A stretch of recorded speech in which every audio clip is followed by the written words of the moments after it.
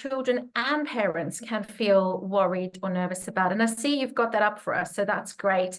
Maybe if we could go straight to the story of the koala who could, if we just go straight to that, if that's okay. And so just thinking, what are maybe some of those things that makes you feel worried? And I know that right now, I will be honest with you, I'm feeling a bit worried about what's going on with my computer and what's going on in this presentation. And sometimes these worries can get the best of us.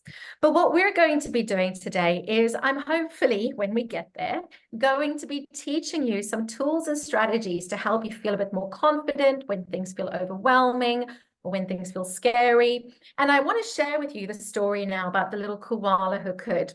So, in a wonderful place at the breaking of dawn, where the breezes were soft and the sunshine was warm, a place where the creatures ran wild and played free, a koala called Kevin clung to a tree. And maybe you can see him there holding on to that tree branch over there. A nicer grey fellow you never would meet, as soft as a soft thing from ear tufts to feet. So if you could just click the next slide, please. There we go. Oops, no, going back. Right. His favorite way was to cling and to nap and to munch on a leaf bun. Yes, the koala was very good of all these three things. Kevin was king of the staying still kings. If you can click it up, please.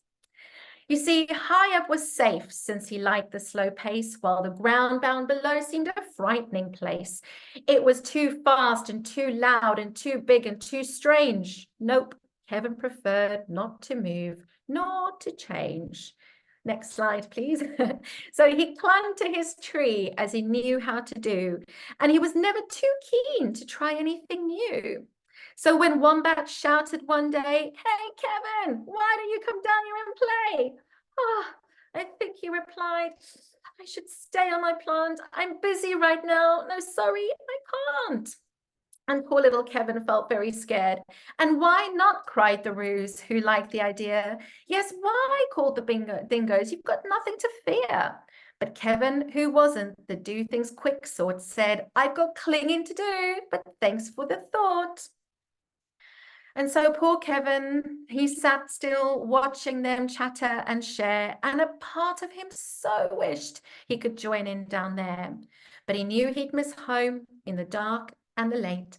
The whole thing was risky and the adventure could wait.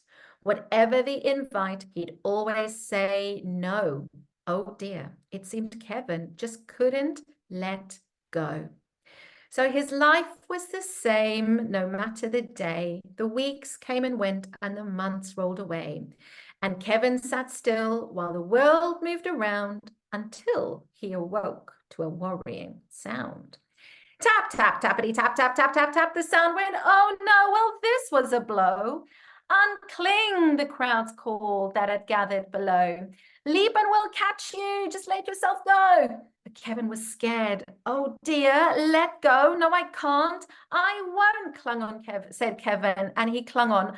"I just can't." And down came the tree with a cracking and a pinging, with a crash and a wallop, and poor Kevin still clinging. And then Kevin opened one eye and he looked up at the love staring down from the sky. And then one claw by one claw, he slowly unclung, and he felt springy and light and happy and young. And then the worst that he thought of had now come to pass, and he was just fine. Why, he felt first class. And so Wombat held out a most welcoming paw. Kevin didn't hold back anymore. And when Dingo asked, "Now will you come out and play?" the crowd all joined in with a "What do you say?" And even though this wasn't a part of his plan, Kevin replied, "Yes, I think that I can." And Kevin from then on was always can do, because life can be great when you try something new. So, oops. It seems like somebody's scribbling on our screen, so it might be helpful if we could stop that, please, because unfortunately I won't be able to carry on. Thank you. So, as we can see, poor little Kevin here felt really scared and really worried and nervous. And one of the things that he discovered was that life can be great when we try new things. Now, what I'd love you to do is I want you to think just about what is it that makes you feel nervous? And maybe feel free to leave that in the chat box here as well, or share with the person next to you. Do you sometimes get nervous when you have to speak in front of a group of people or ask a question in class? Or do you sometimes feel nervous when you have to go to a new club or go to school, or maybe making new friends? What is it that makes you perhaps feel nervous? And I know that for me, I can sometimes get nervous when I've got to do exams. Somebody here said as well, GCSEs. We've got some older children here as well. And I appreciate that maybe that story was a little bit young, but I always think that there's something we can learn from that as well. Speaking in front of groups of people is a big one too. And what I'd like you to think about is, where in your body do you notice those nervous feelings? Because nervousness is there to protect us, and it wants to protect us from feeling hurt, from feeling judged, from getting something wrong. But sometimes that nervous feeling can get in our way, and it can stop us from doing our best.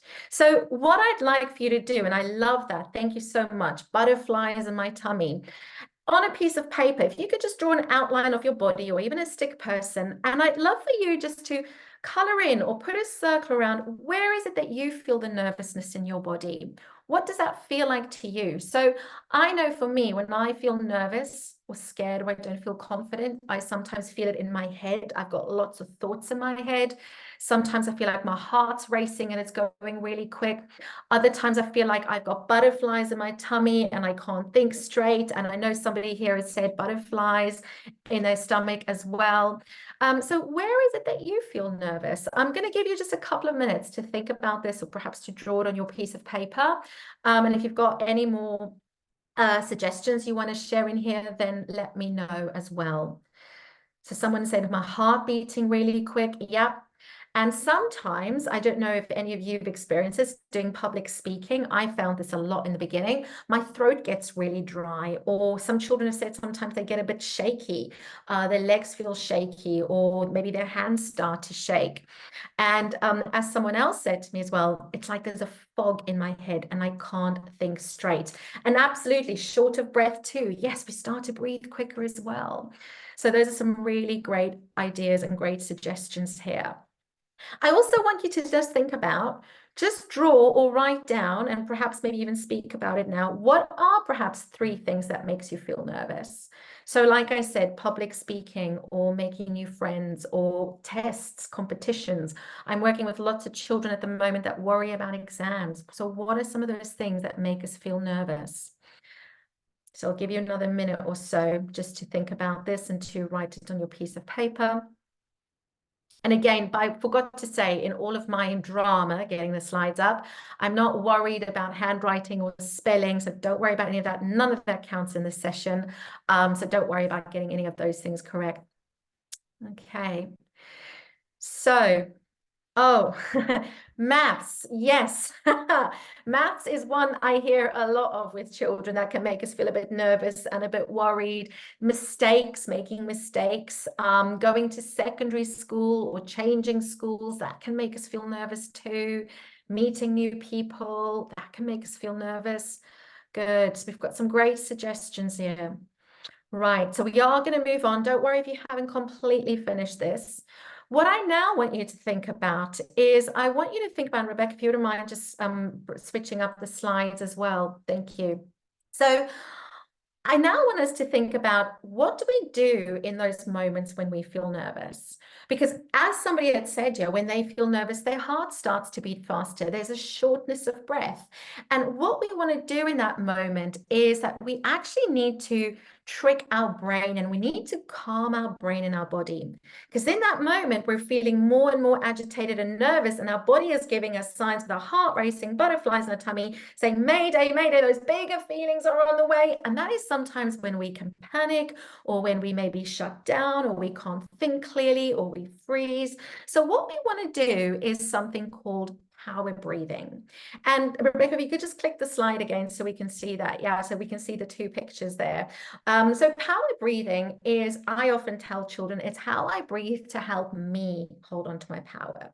Because I don't know about you, but when I get nervous, I can breathe really quickly and I start to breathe faster, my heart's racing. And all that does is it makes that big feeling feel even bigger and scarier. So power breathing is where I breathe into my stomach instead of my chest. Because when I'm feeling agitated, I'm breathing into my chest. So power breathing, we're breathing into our tummy. And I want you to imagine that your tummy is like this ball, and hopefully you can see it. And what I want you to imagine doing, if everybody could just follow me, if possible, if it's safe to do so, just placing your hands on your tummy and just taking a few sniffs through your nose as if you're smelling something like pizza or hot chocolate. And you should notice your tummy move up and down just a little bit. So give that a go. Now that is where we're going to breathe into. And that is, we can imagine that your tummy is like this ball. And what we're going to do is we're going to breathe in through our nose for a count of 3. So I'm going to breathe in, fill my tummy up there, and then I'm slowly going to breathe out through my mouth. And when you breathe out, I want you to imagine like you're blowing out lots of bubbles, all right? Because it's that long out breath that helps to calm your brain. So let's give that a go. We're going to do 3 rounds of this where we're going to breathe in for a count of 3, slowly out for a count of 5. And if you want to, you can close your eyes as you're doing this. This has been really helpful to help us stay focused. It keeps that thinking part of your brain switched on. It helps us to make better decisions and also helps us to make less mistakes as well and helps us feel more grounded. So let's give that a go. So let's breathe in for a count of 3.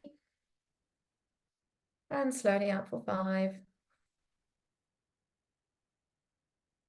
And breathe in for a count of 3. And slowly out for 5. And one more, breathing in for 3.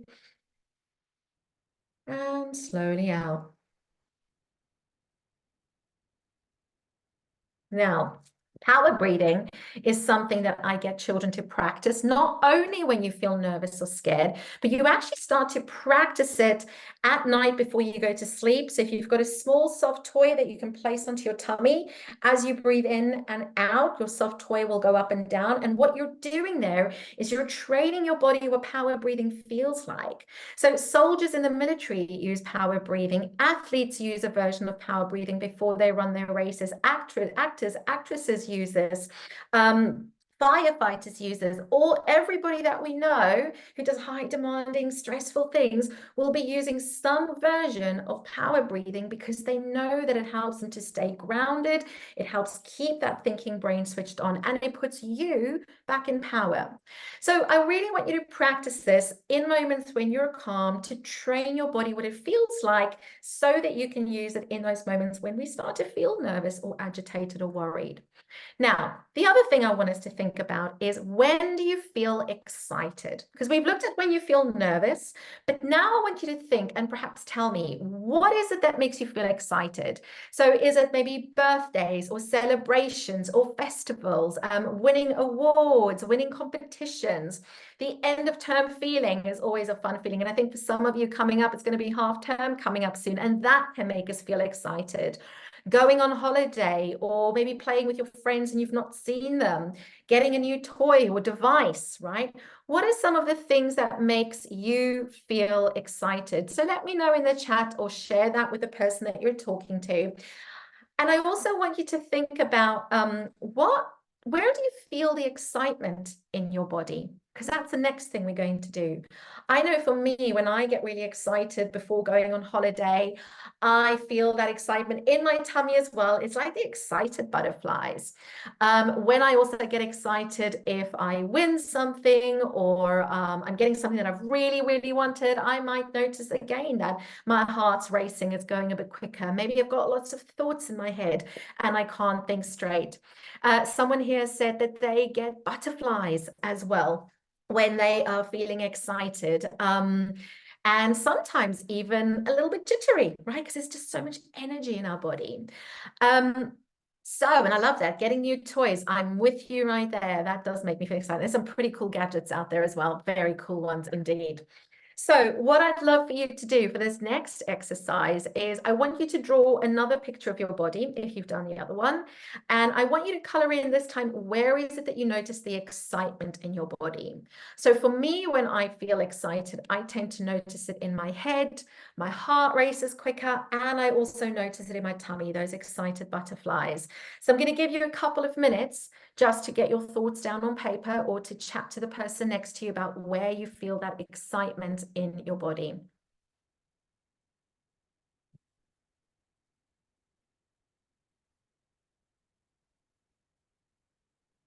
Right, and feel free to share your answers with me as well if you want to do that. So it could be going on holiday, maybe seeing family members or friends that you've not seen in a long time. One of the best times that I remember when I was a teacher that I really miss now, but it's that end of term feeling when there's class parties and we're watching movies and it's just a lot of fun. There's a lot of excitement in the air. So that can be a lot of fun. Okay. So I'll give you one more minute. And if you're coloring in your pictures about thinking about where you feel excited, once you're done with that, I want you to perhaps look at the picture that you colored in of where you feel nervous and notice if perhaps there's any similarities between where you feel nervous and where you feel excited. Are there any places that you feel nervous and excited in the same place in your body? Yeah, great. I'm glad to hear there's similars. Brilliant. Let me know where you notice similarities because it's different for all of us. I know for me, when I feel nervous and excited, both of them are definitely in my stomach. And I definitely also sometimes notice it in my chest for both of them. But you might be slightly different, and that's okay. Right. So what we want to be looking at, and this is key, and this is something that you can literally use to trick your brain. And thank you. Somebody said here, my stomach as well. Yes. All right. And in my brain. Yep. So our brain, both of them. And what's really interesting here is that when we feel nervous, it's a feeling in our body, right? We can feel the feeling, our heart's racing, butterflies in our tummy. We can feel those feelings in our body. When I feel excited, I also feel that feeling in my body. Heart racing, butterflies, there's lots of energy in my body. And this is a really cool thing. Feeling nervous is the exact same feeling in our body as feeling excited. So it's the exact same feeling in our body. And I have a clip that I actually want to share with you by this lady who shares with us how she's about to step on stage. She's about to speak to 7,000 people, but she's going to tell us how she tricks her brain. And she's going to tell us that she's not actually nervous. She is excited. So I'm wondering, Rebecca, if I can try and share my clip. My computer seems to have calmed down now. So is it possible that I could come out of this, or should we share this at the end? Thank you. All right, let me quickly see. Share screen, share sound, share, and it's right here at the bottom. There we go. So we're not going to watch the whole clip because it's 12 minutes. We're only going to watch 2 minutes. But she's going to tell us how she steps on stage and speaks to 7,000 people. So let's see. I want to take you backstage. I want to take you backstage to a speech that I delivered this year. And what you're going to see is you're going to see me behind, the major set. I'm about to walk out. You can kind of hear the crowd roaring. My introductory video is playing. My body is in a state of arousal. I am literally, my heart is racing, my arms are sweating. It's like you're going to see this. I'm going to tell you about it. And you're going to watch me use this same technique I'm going to teach you to reframe my nerves into excitement. Check this out. All right, I'm about to go on stage. There are 7,000 people out there, and it's so exciting because what they don't know is they're about to learn the 5-second rule, and their lives will never be the same again. Now, I got to tell you, my heart is racing. My armpits are sweating. I have the exact same physiological feeling as when I'm afraid, but I'm not afraid. I'm excited.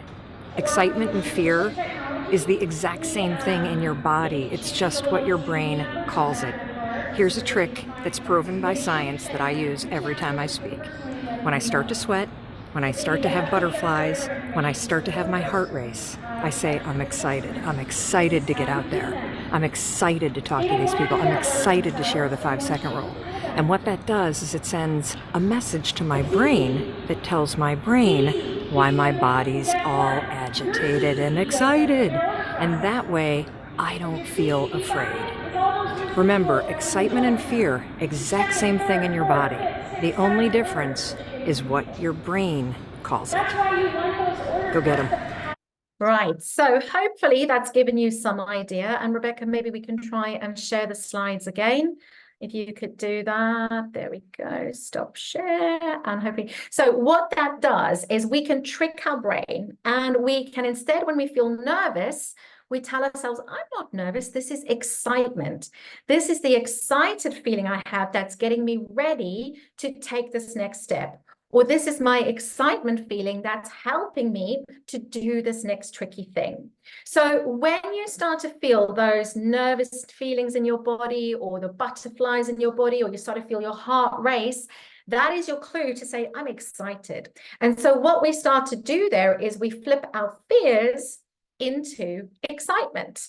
And when we do this as well, when we tell our brain, I'm excited, your brain's literally like, wow, bring it on. I want more of this thing. Whereas if we tell our brain, I'm nervous to do this test, or I'm nervous to speak to new people, that only makes that feeling bigger. So the trick here is when you feel those butterflies, when you feel your heart race, when you feel like, oh, all these big feelings, I want you to take a breath, use the power breathing, and then trick your brain. And so some examples that children have used before, instead of saying, I'm nervous to go to this new club, tell your brain, I'm excited to go to this new club because I'm going to make new friends. Or I'm excited to try my difficult homework because it's going to make my brain grow. Or I'm excited to go out there and meet new people because I'm going to learn something new. When we tell our brain that we're excited, and we tell our brain why we are excited, it actually helps us to do better. So scientists did lots of studies with children, and they found that when children went into a maths test, and I know someone here said that maths they sometimes feel nervous about, when children went into a maths test and said, I'm excited to do this maths test, they actually performed better than the children who said, I'm nervous. And adults that had to do public speaking, if they said, I'm excited to do public speaking, they performed better than those who said they're nervous. So this is something that you can use every time you feel nervous to trick your brain from nerves into excitement. Are you able to share the next slide? Rebecca, thank you. So what I'd like you to do, just have a think, maybe talk to the person next to you. I want you to think of one thing that you're feeling nervous about, and then I want you to flip that sentence into excitement. So for example, I know many kids I work with, and I feel like this too sometimes. I'm nervous about meeting new people. So I'm going to flip that to tell my brain, actually, I'm excited. This feeling I'm feeling is actually excitement. I'm excited to meet new people because I'm going to make a new friend, or because I'm going to learn something new. So think about this for yourself. What's one thing that you sometimes feel nervous about, and how can you flip that into excitement for yourself? And if you want to, feel free to share your sentences here with us in the chat as well. I'd love to hear perhaps how you can flip one of your fears into excitement. So let me know in the chat.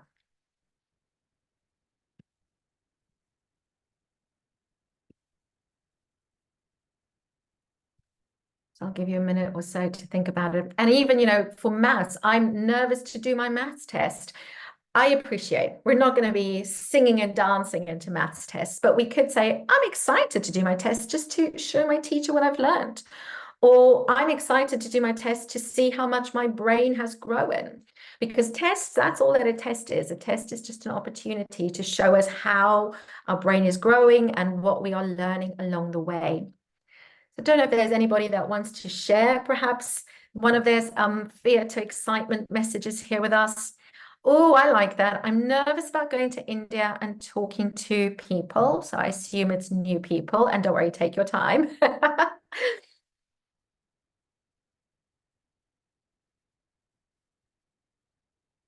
One that I always get is presentations, is I'm nervous about presentations. All right, I'm nervous about going to India because it's a new language and there's going to be new people. So how can we flip that to excitement? I'm excited to go to India because I'm going to learn some new words, or I'm excited to go to India because maybe I make a new friend. And so when we start to do that, when we flip our feelings of nerves into excitement, it actually helps us feel a bit more confident, and it helps us to take action in a positive way. So this is something that you can go away and use. Right, so we are going to move on just briefly, if we can go to the next slide. The last thing I want us to think about is thinking about our body. So we've learned about flipping our nervous feelings into excited feelings. And what I'd like us to do next is to think about how can you use your body to trick your brain and to trick you into feeling and acting more confident. So I'm sorry, and I'm just going back here because some of you have said about being nervous. So let me quickly go and see. So, oh, I'm excited to learn a new language, all right. And then somebody said, I'm nervous about being laughed at. So I'm not quite sure what context that would be, but would that maybe be when you're giving a presentation or meeting new people? So could you then flip that to excitement and say, actually, I'm excited to give this presentation because I'm going to tell new people, I'm going to tell people something new, or I'm excited to speak to this new person because I might make a new friend. And please understand that feeling, it's still going to be there. But when we tell our brain that this feeling is excitement instead of nervousness, it actually helps us to perform better. So you are tricking your brain. It's not about getting rid of that feeling. That feeling, that wobbly feeling will be there, but you're telling your brain this wobbly feeling is an excited feeling. And one other thing that can also help you with all of these things you've shared here with me is what you can do with your body. So if we look at these body pictures, like these images here, 1, 2, 3, 4, and 5. I want you to look at them and I want you to think, which of these pictures do people appear to be confident? Do they maybe seem like they're powerful? What numbers do you think that might be? Which numbers do you think? And feel free to drop that in the chat as well. So which of these pictures do people appear to be confident? They appear to be self-assured, empowered. They believe in themselves. What might that be? Oh, somebody said number 4, 5, 4, and 1. Good. Yeah. Number 1 and 4. Good. Yep. So you're all on the right track. And as you'll see, if we look at number 1, 4, and 5, all of them have an open body posture, right? So they're opening up their body postures. Whereas number 2 and number 3, they're kind of closing themselves off or making themselves small or looking down or folding their arms, not making eye contact. And so a really cool thing here that you can do as well to help you feel more confident is to change your body posture. So often, and I do this too, I've had to really train myself. When we feel nervous or scared, we tend to make ourselves small. I want to cross my arms, or I want to not make eye contact and hide behind people on the playground, or if I go somewhere new, I don't want people to look at me. But actually, what we need to do is we need to open up our body. And animals do this as well. So I don't know if there's the next slide that shows that, Rebecca. Yeah. So you see, animals do this too. They make themselves bigger and they take up more space when they are more confident. So think of a peacock, right? When a peacock is showing off, it's not dragging its tail behind it. The peacock's opening up its tail and making it really big and expansive. When a gorilla is trying to show how powerful he is, he's going to make himself big and expansive. And if any of you have cats, you'll know how funny they can look when they make themselves really big. If you don't have cats, just go onto YouTube and Google funny cat videos. You're bound to see cats make themselves really big as well when they get a fright or when they are maybe fighting with another cat. They want to make themselves appear bigger. So changing your body posture, and we're going to use something called a brave body, can also help you to feel more confident. So if we've got some older children here, I use the term brave bodies, but what we're really looking at is we've got a high power pose and a low power pose. So a high power pose is when I take up space, right? I make myself bigger. We're going to practice this in a minute. Whereas a low power pose is when I make myself small. I close myself off and maybe I sit like this. I often see this with children at school when they have to do a test. They might sit down like this, they might look down, or if you've got a presentation, you're looking at your notes, and all of those are low power poses. So instead, we want to trick our body and have a high power pose. Rebecca, could you go to the next slide for me, please? I'll skip this bit. So what we're going to look at next are different brave body poses that will come up on the next slide. So I've got different ones, and I'd encourage you to join in with me. We're going to stand up for some of these. So if you want to, just move your chair to the side and stand up so you can face me. I'm not going to get you standing for long. And we're going to look at different brave body poses that you can use. Now, one of my favorites is the flex pose. So you can flex your arms really wide, all right? Then I've got the superhero pose, which goes one way. And I might have the superhero pose the other way. I can see some of you follow me, fantastic.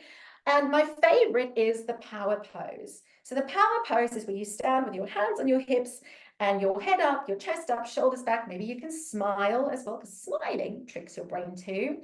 Then we've got the dab, and we've got the dab the other way, and the dab, and maybe we've got Mr. Keep Cool.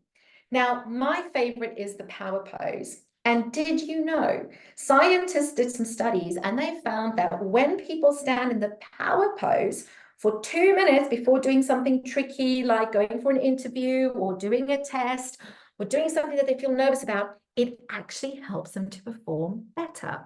I'm not going to get into the science of it now, but it actually sends chemicals into your brain that helps you feel more confident, that helps you feel more powerful. You make better decisions. And I remember when I was a primary school teacher, I once walked past the headmaster's office, and there was one boy and one girl standing outside his office in the power pose. And when I asked them what they were doing, they said, Miss Natalie, we're using the power pose because we're about to be interviewed for head boy and head girl. And it helped them feel more confident. So that's something else that you can use to help you as well. So one last thing that you can do, and I'm conscious of time because there might be questions that we want to ask, but I'd love for you to perhaps practice your power pose or practice the flex pose. And even if you're at school and you have to sit down, instead of sitting with your hands on the desk or your hands in your hand, simply just focus on sitting up tall, shoulders back, right? And your legs just a little bit apart. And that can also trick your body to feel more confident. So what you can do is your final exercise, and I'll leave this so that you can carry on in your own time, is to draw your own brave body. And then I also want you to think about what are some of those winner thoughts or those power thoughts that we have. So what sort of things would you say to yourself if you were confident? So, or even, and sometimes I get children to think about someone they admire or somebody that they are inspired by. Many boys I work with love football. And so they might, you know, and one of my clients the other day said, what would Ronaldo say to himself if he's feeling nervous? Would he tell himself, I can't do this, I'm terrible at this? Or would he tell himself, come on, I've got this. I'm going to figure out how to do this. I'm excited to do this. So look at some of those winner thoughts that you can say. So some of my favorites, whenever I make a mistake, is I can do hard things or I can do tricky things.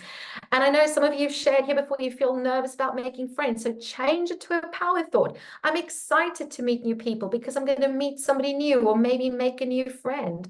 And remind yourself that you already are good at making friends. Remind yourself of when you already have made friends. So remind yourself of all the difficult things you already have done. Or if you feel nervous about public speaking, shift it to excitement. I'm excited to share my work with others. I'm excited to share my message with others. And be your own cheerleader. So I'd love to hear, are there any winner thoughts that anybody wants to share with me here about things that you tell yourself? I had to give myself a power thought or a winner thought the other day because I was really nervous about doing a presentation. And my negative thought was, it's never going to be good. Nobody's going to like this. And I had to remind myself, Natalie, you've done this many times. And even today when my laptop decided to malfunction, my power thought there had to be, Natalie, we'll figure this out. And it's okay. We're going to take it one step at a time. So that wraps it up for today. And I want to just remind you, 3 power tools is power breathing.